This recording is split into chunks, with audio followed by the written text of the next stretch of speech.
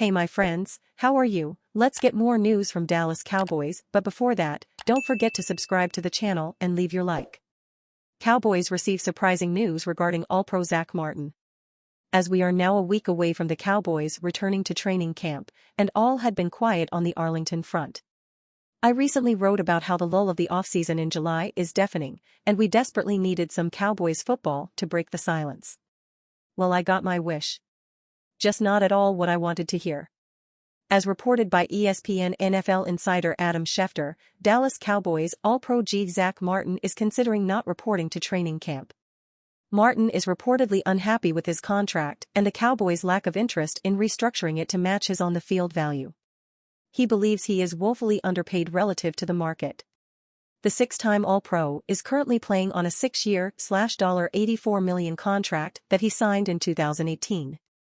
At the time, that made Martin the highest-paid guard in the league and the richest contract in history for the position. Now 5 years removed from then, Martin currently ranks 8th in salary amongst guards in the NFL. Here are the players who rank ahead of Martin's $14 million in annual average salary. The questions on the offensive line for the Cowboys are widely publicized. Starting RT Terrence Steele is recovering from an ACL tear suffered near the end of the 2022 season. Long-time LT Tyron Smith is projected to again start there in his 13th season, but cannot be counted on to stay healthy for 17-plus games.